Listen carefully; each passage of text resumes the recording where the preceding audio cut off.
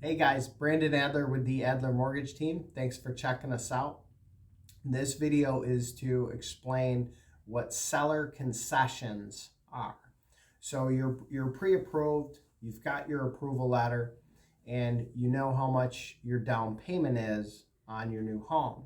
Now remember, when you're buying that home, there's three areas that cost you money: your down payment, your closing costs, which are your one-time fees for the services required to get the loan, and then what are called your prepaid expenses and escrows. So that has to do with your property taxes and home insurance.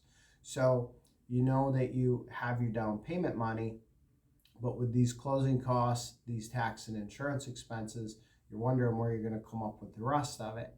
Your realtor, your lender tells you, don't worry, we'll negotiate seller concessions. What does that mean?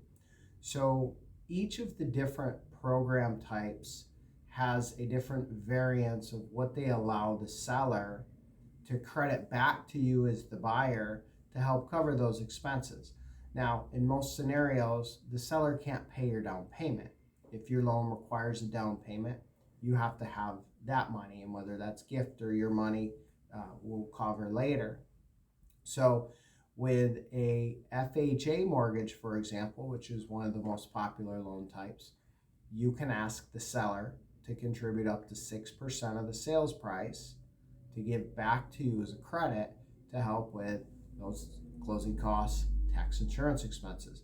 So on a $200,000 home, you in theory could ask the seller for $12,000 back.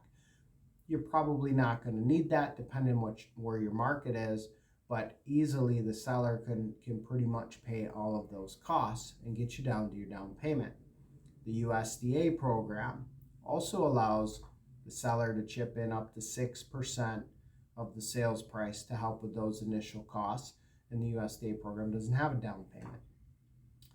The VA loan is pretty awesome because the VA says that the seller can pay all closing costs for the veteran buyer, plus up to 4% of the purchase price as what they call a concession to cover tax, insurance expenses, potentially the funding fee, which is a VA fee, plus can pay off if the veteran had a collection that needed to be paid or bad debt that needed to be paid for them to get approved. The seller could also pay that.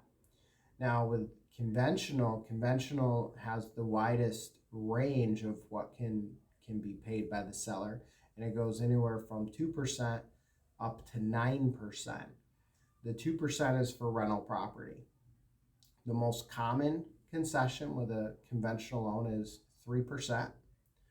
And if you're putting more than 10% down, you can ask for up to 6%, and then it goes up to 9%. So depending on your price point, it's very realistic. In most scenarios, you can get the seller to help cover those costs.